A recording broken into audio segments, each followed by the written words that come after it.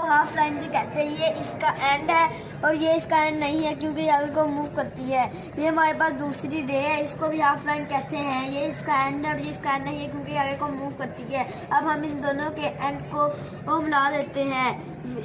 To rays with common point make an angle. This common point is called vertex of an angle. इसके अंदर वाले point interior होते हैं और बाहर वाले एक्सटीरियर होते हैं। ये फिक्स्ड रे है, इसे इंशियल रे कहते हैं। ये मूव करती है, इस वजह से इसको टर्मिनल रे कहते हैं। ये 90 डिग्री का एंगल है, इसका हाफ 45 डिग्री होगा। अब इसके बीच हम 180 डिग्री का एंगल हमने बना दिया है, जिसे 90 डिग्री का एंगल है, इसे राइट एंगल कहते हैं। ये 180 डिग्री का एंगल है, इसे स्ट्रेट एंगल कहते हैं। अब इसके बीच हम 90 प्लस करेंगे तो ये 270 डिग्री का एंगल बन जाएगा। अब इसके बीच हम 90 और करेंगे तो जब टर्मिनल रे इंशियल रे के ऊपर आ जाती है तो ये कंप्लीट एंगल बन जाता है, जिसे 180 डिग्री एंगल कहते हैं। 360 डिग्री जब इंशियल रे के ऊपर टर्मिनल रे आ जाती है तो ये 360 डिग्री का एंगल बन जाता है, जिसे कंप्लीट एंगल कहते हैं।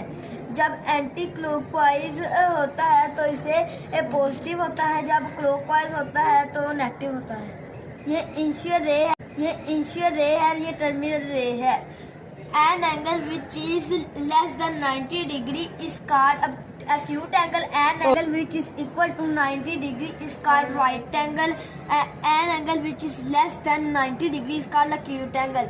60 degree is less than 90 is called acute angle. 30 degree is less than 90 degree is called acute angle. An angle which is greater than 190 degree and less than 180. Angle which is greater than 90 degree is called obtuse angle.